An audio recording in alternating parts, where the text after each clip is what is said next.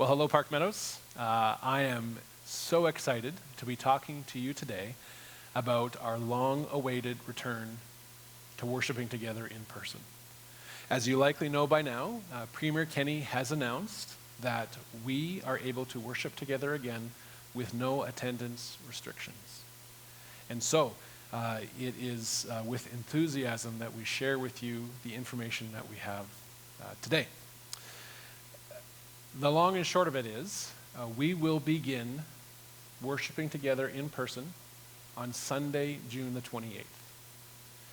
This provides us with a couple of weeks to do all of the preparations that are needed to hold services well, while still following the restrictions that have not previously been in place on us when we have gathered in person. The staff and our volunteers have taken on a number of additional tasks during this COVID season. And while they are looking after those well, we want to make sure that adding on the preparation for gathering in person does not overly tax them, unnecessarily tax them in the days to come.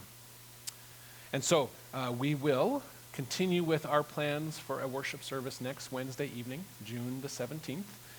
This service was put in place already when we were not yet anticipating the ability to meet together. And so while we will continue to meet next Wednesday, those who have signed up, and if you have not signed up and would like to, please do so.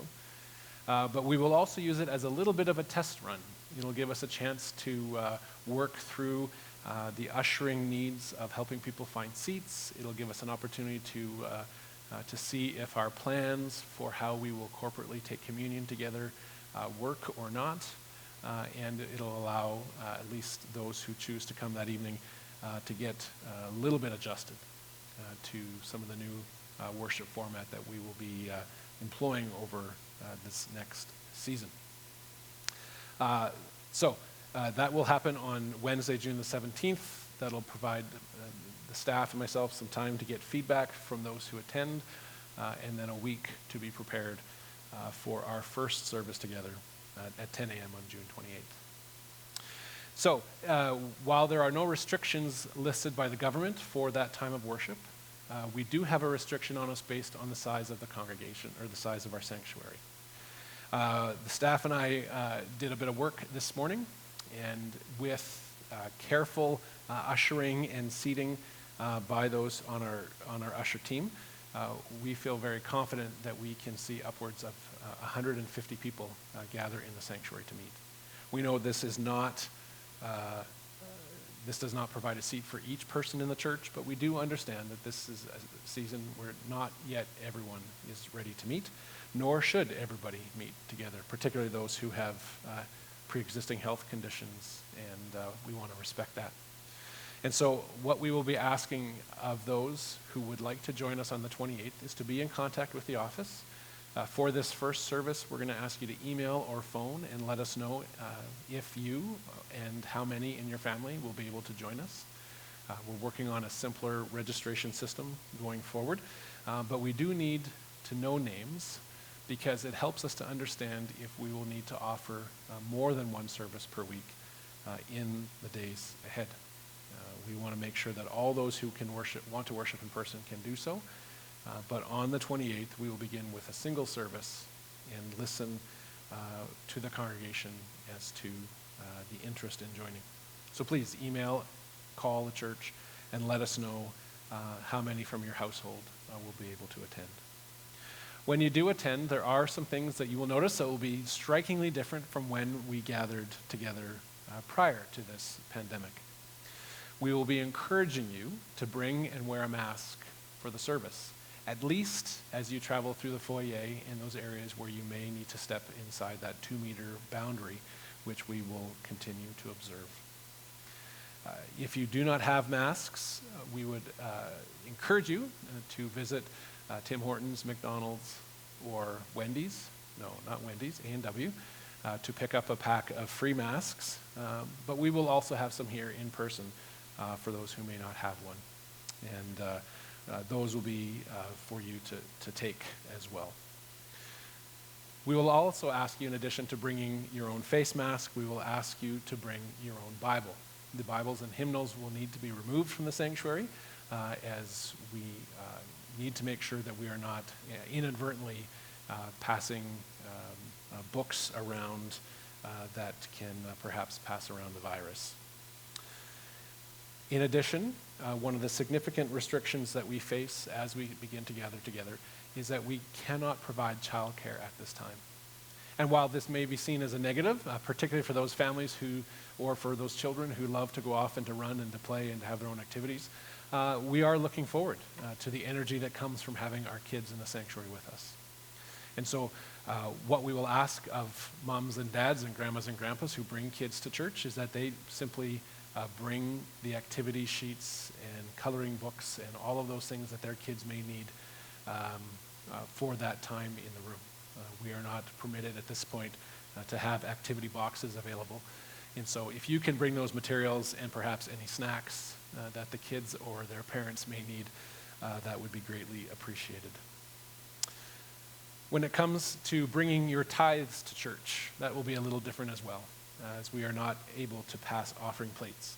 There will be opportunity to use the debit machine, and we will have volunteers keeping that machine clean and sanitized between use. And there will be baskets that will be available as you arrive and leave to leave your tithe. But if you have begun using the e-transfer system or other electronic means of making your donations and gifts to the church, we would certainly encourage you to consider continuing that, as that does help our team handling the finances. When you arrive, we will be asking families to please sit together. Because you are in the same household, you are able to sit within the 2-meter section. If teens go off or kids go off to sit with their friends, they have to follow the 2-meter distancing rule, which then means that we can only seat a significantly smaller number of people. And so families, please plan to sit together, and we will indeed have ushers helping you to find seats so that we can most strategically fit people in the room together. And again, this is because we want to be able to make as much space as possible for those who want to come. When you arrive, you will notice that we will be recording names of those who come to service. Now, I want you to understand that this is something that has been encouraged of us by the government, not for their benefit, but for our own. So that if someone who attends a service contracts the virus within the next couple of weeks, we are able to contact everyone else who attended that same service to let them know that they may need to isolate or see a doctor. After 2 weeks with no cases, then those lists will be shredded and destroyed. So it is certainly not intended to invade anybody's privacy, but simply so that we can care for our congregation in the days following our time together. There are a couple of things that we are not able to do when we gather together. And for this, we do apologize, but we do feel it is important for us to follow the guidelines laid out. And so, even though there will be some who rely on the van ministry and long to be with us, at this time we regretfully inform you that we will not be able to provide the van ministry, at least in the next few weeks.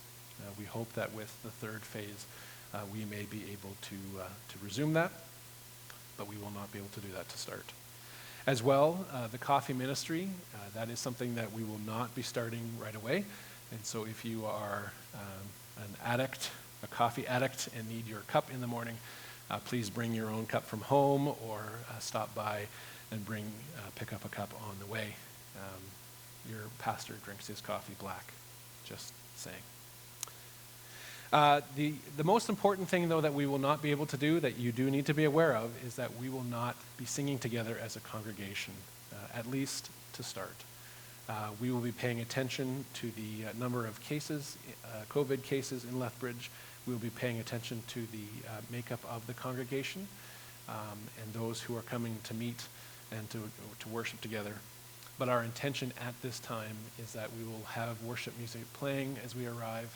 We will hope to have special music through the services, either from our worship teams or from instrumentalists, and that when it is seen appropriate, that we will resume singing together and that will be a great day indeed. But to start, we will refrain from singing and encourage you to make time to worship in song on your own or as a family. I understand, even as I share all this information, that you may be hearing a lot of things that you're not permitted to do. We will not be permitted to shake hands. We will not be permitted to step to intentionally hug and move inside those boundaries. We're not going to be singing together. That we won't have the coffee ministry. You can't sit close to friends. And it may seem like there's an awful lot of restrictions in place, but please bear in mind that we get together for worship. And so this thing that we have given up for the sake of the larger community has been returned to us, and we want to do so well, both for the larger community and for one another. In Paul's letter to the church in Rome, in Romans chapter 15, we read these verses. Each of us should please our neighbors for their good, to build them up. And then a little later, Paul continues. He says, may the God who gives endurance and encouragement give you the same attitude of mind towards each other that Christ Jesus had, so that with one mind and one voice you may glorify the God and Father of our Lord Jesus Christ. And so what Paul is really speaking to, the principle, not the specific incident, but the principle that he's speaking to is the idea of voluntarily regulating our own liberty for the sake of another. And in this case, we regulate our liberty and our ability to sing for the health and the benefit of others, those who would be at a greater risk should we do these risky activities, such as singing together. It is a discouragement to me that we cannot do this. I love to sing, and I know there are others who love to sing, and so for me to say that we will not do so is a difficulty, but I do trust that you can join me in regulating our liberty for the sake of those around us, those that we love and care for. And so, those are the broad strokes. Our first service will be a midweek service next week on the 17th. If you have not yet signed up and would like to attend, please do so through the office. Call or email and let Leslie know. And then our first Sunday service will be at 10 a.m. on the 28th of June. If you are able to attend, interested in attending, also please contact the office and let us know. If there is more than 150 who want to attend, we will schedule a second service on the first Sunday of July, but we will begin with one service on June 28th. One other piece of news that I want to share with you at this time as you make preparations to gather with us on the 28th, and this is an encouraging note, is that we will be following the service on the 28th. We will be meeting as a congregation to vote on establishing an elders team here at Park Meadows. I'll be preaching on the role of elders this coming Sunday. As we have mentioned previously, there is a Leaders at the Gate availability this coming week, if you have any other questions on that. And then in the congregational meeting on the 28th, we will provide greater detail on just what exactly we are proposing. But we are excited to move towards establishing a team of men who will work with us to provide spiritual leadership and care to the congregation. And so it is with delight that I share this news, even though it may not be as fast or as much as some would like. But friends, it will be good to gather together in this place and to worship God through all the means that are available to us at this time.